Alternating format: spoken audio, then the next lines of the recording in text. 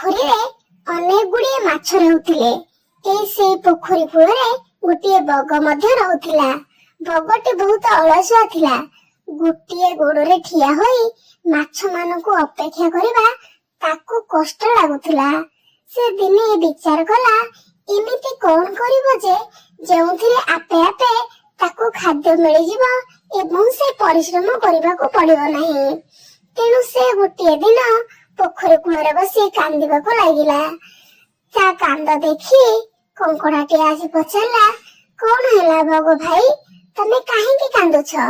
ସେ କଙ୍କଡାକୁ ଦେଖି ଜୋର ଜୋର ଆହୁରି କାନ୍ଦିଲା ଏବଂ କହିବାକୁ ଲାଗିଲା, ଦୁଇଟି ହଂସ ଭବିଷ୍ୟବାଣୀ କରିଛନ୍ତି ଯେ ଏହି ପୋଖରୀର ପାଣି 12 ବର୍ଷ ଯାକେ ଶୁଖିଯିବ। ଯଦି 12 ବର୍ଷ ଯାକେ ଶୁଖିଯିବ ତାହେଲେ ପୋଖରୀ ମାଛଙ୍କର କଣ ହେବ ତାକୁ ଭାବି ଭାବି ମୁଁ କାନ୍ଦୁଛି। କଙ୍କଡା ମଧ୍ୟ ଚିନ୍ତାରେ ପଡିଗଲା। ସେ କହିଲା, 12 ବର୍ଷ ପର୍ଯ୍ୟନ୍ତ ବିନା ପାଣିରେ କିଏ କେମିତି ରହିବ?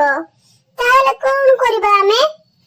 ବଗ କହିଲା, ମୁଁ ମଧ୍ୟ ତାର ଉପାୟ ଭାବି ରଖିଛି। ଏଇ ବନ୍ଧ ସେପଟେ ଆଉ ଗୋଟିଏ ବନ୍ଧ ଅଛି। ଆମେ ସେଠିକୁ ଯଦି ମାଛ ଗୁଡିକ ନେଇଯିବା ତାହେଲେ ତାଙ୍କର ଜୀବନ ରକ୍ଷା ପାଇଯିବ। କଙ୍କଡା କହିଲା, ଏତେ ଗୁଡାଏ ମାଛକୁ ଆମେ ଏକା ସାଙ୍ଗରେ କେମିତି ନେବା?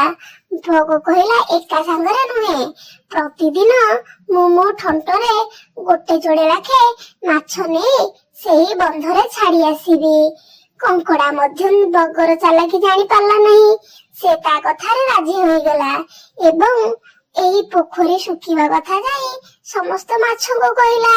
ମାଛ ମାନେ ମଧ୍ୟ କଙ୍କଡା ଆଉ ବଗର କଥାରେ ରାଜି ହେଲେ। ଏହା ପରଠୁ ପ୍ରତିଦିନ ବଗ ପୋଖରୀରୁ ଗୋଟିଏ ଯୋଡିଏ ମାଛ ନେଇଯାଏ ଏବଂ ଜଙ୍ଗଲ ଭିତରେ ଯାଇ ତାଙ୍କୁ ଖାଇଦିଏ। ଏହିଭଳି କେତେ ଦିନ ଚାଲିଲା। କଙ୍କଡାକୁ ସନ୍ଦେହ ହେଲା। ସେ ମଧ୍ୟ ସେ ଦୁଇଟି ହଂସକୁ ପାଇଲା।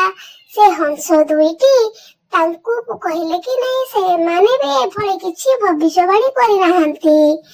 ତେବେ କଙ୍କଡାଟି ବଗ ପଛରେ ଗୋଟେ ଦିନ ଚାଲି ଚାଲି ଗଲା ଆଉ ଦେଖିଲା ଯେ ଜଙ୍ଗଲ ଭିତରେ ବଗଟି ମାଛ ଗୁଡିକୁ ଖାଇ ତାଙ୍କର କଣ୍ଟା ଗୁଡିକ ପକାଇଛି ଏବଂ ମାଛ ଗୁଡିକୁ ଖାଇଦେଇ ଜଙ୍ଗଲରୁ ଆଉ ଫେରୁନାହିଁ।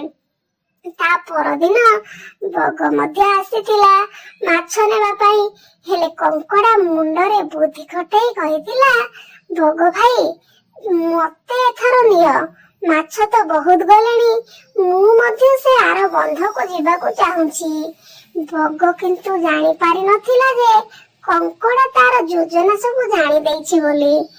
ବଗ କହିଲା, ହଉ ଠିକ ଅଛି, ଏବଂ ମନେ ମନେ ଭାବିଲା, ସବୁଦିନ ତ ଖାଉଛି ମାଛ, ଆଜି କଙ୍କଡା ଖାଇଲେ ମଜା ଆସିଯିବ। ବଗ କଙ୍କଡାକୁ ଧରି ଉଡିବାକୁ ଆରମ୍ଭ କଲା। ଅଧା ଆକାଶରେ କଙ୍କଡା ବଗର ମୁଣ୍ଡକୁ ମାରିବାକୁ ଲାଗିଲା ତାର ଗୋଡରେ ଏବଂ ଗୋଡରେ ମାରି ମାରି ବଗକୁ କ୍ଷତାକ୍ତ କରିଦେଲା। ବଗଟି ନିଜର ଭାରସାମ୍ୟ ହରାଇ ତଳେ ପଡି ମରିଗଲା।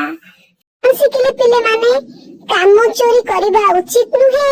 ସରଳ ବିଶ୍ୱାସ ହୋଇ ସମସ୍ତଙ୍କ କଥା ସହଜରେ ବିଶ୍ୱାସ କରିଯିବା ଉଚିତ ନୁହେଁ। ଏହା ସହ କାହାକୁ ଠକିଲେ ଆମର ମଧ୍ୟ କ୍ଷତି ହୋଇଥାଏ।